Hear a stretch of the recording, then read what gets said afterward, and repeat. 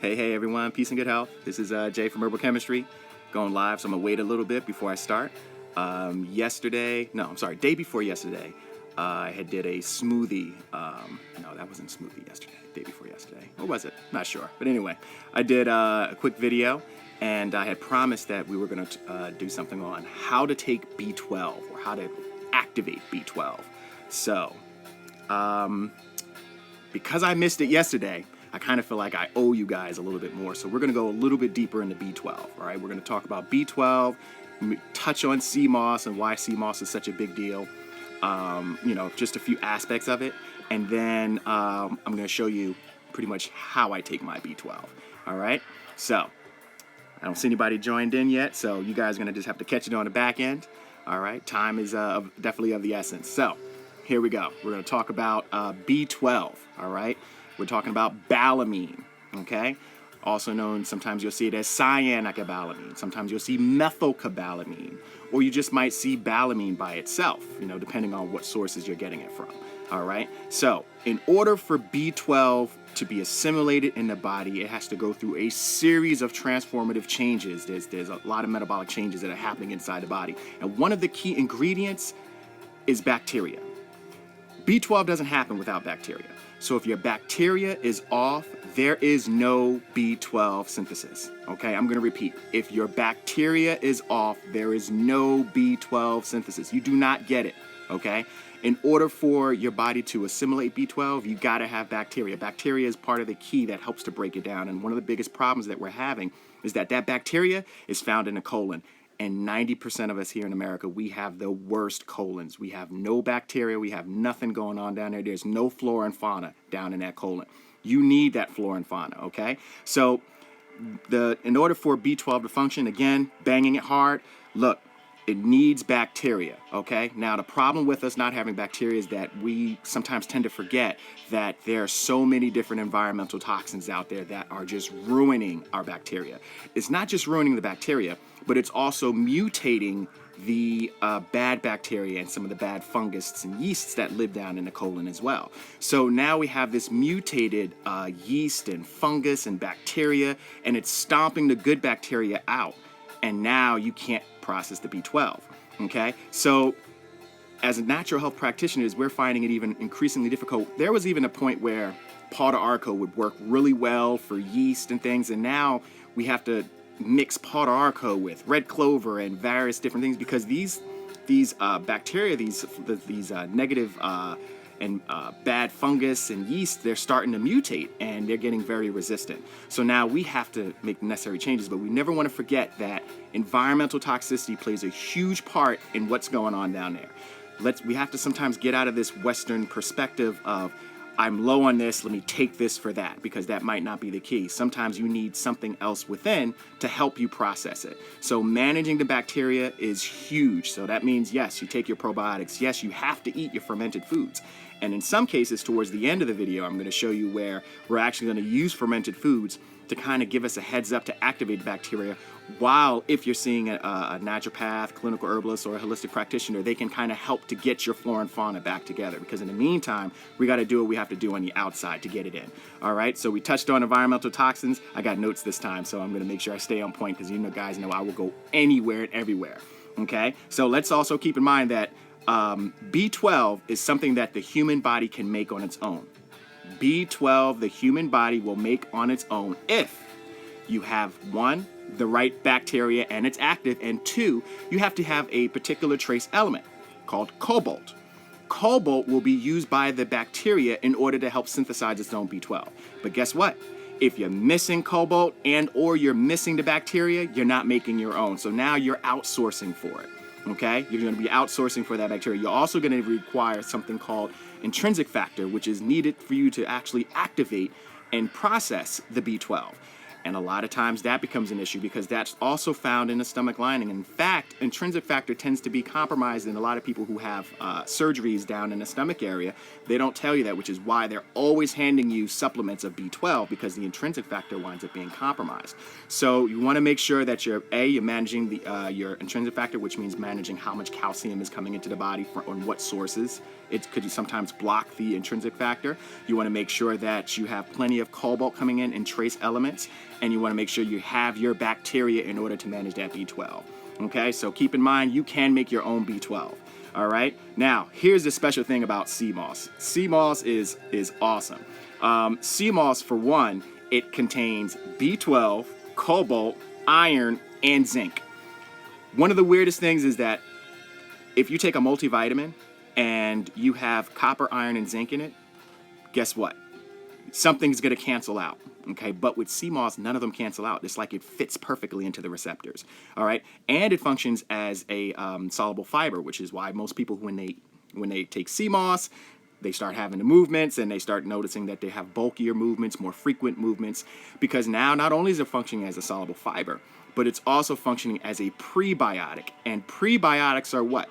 They help to feed the flora and fauna that's needed to activate the B12. So it's part of the key. So it's giving you B12, it's giving you cobalt to turn on the bacteria to make its own B12, and it's then feeding that bacteria. You can't go wrong. Like it's perfect win all the way around. Also keep in mind that there's a lot of factors that sometimes fight against your B12. So one of those things is, as we talked about, as the flora and fauna starts to get off, what happens? Parasites start to become more prevalent. And in this next group detox, we're going hard on parasites, and we're going after the big boys too. The mamas, the parasites, the worms, all those are the ones that we're going after. Okay, so keep that in mind. That actually was posted recently. Check it out. It's on the website. It's in mass email. If you haven't went to herbalchemistry.com, definitely sign up so that you can get the email, and definitely sign up because this January it's going down. We are getting rid of all the parasites. There's only going to be room for the good inside these bodies. All right. So I did promise that I was going to show you what I do to activate my B12. So I'm going to show you. I don't have any B12 with me that because I don't want to get up and grab it. But I will show you what I do here. So remember we said B12 requires bacteria, right? So where can we find bacteria? Fermented foods. Hello, hello. Oh, now I see everyone. Okay, hi. Sorry, I didn't even notice.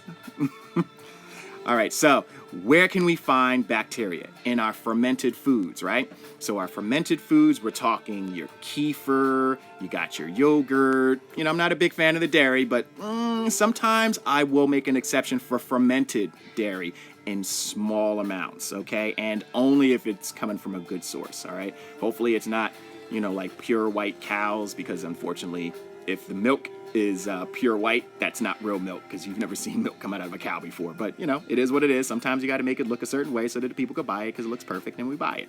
But that's a whole nother story. I'm not going to get into it. So we're going to stick with what can I do for high blood pressure, bro? Sorry if I'm off the subject.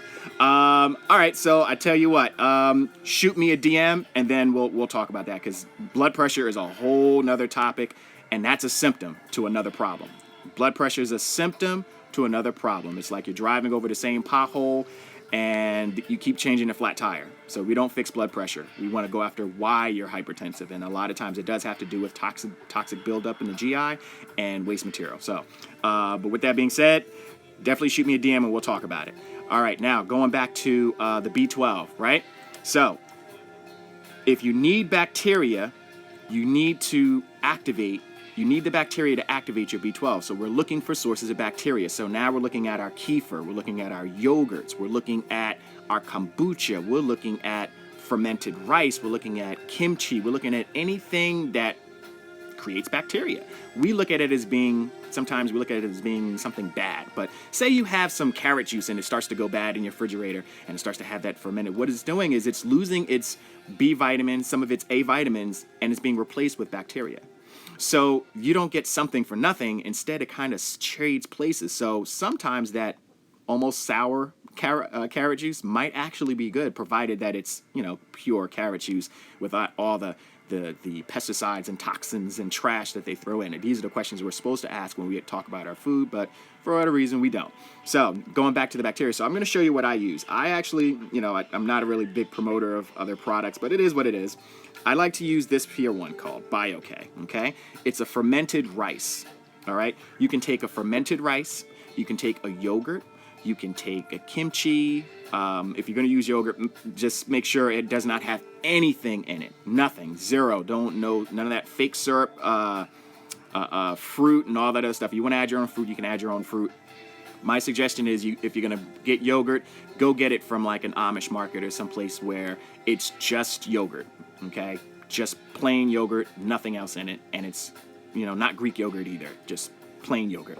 All right, so if you're going to use that, you're going to add 1 to 2 servings of your B12, okay? If you're going to use the tablets or capsules, or the tablets, you're going to crush the tablet with a mortar and pestle, grind it up.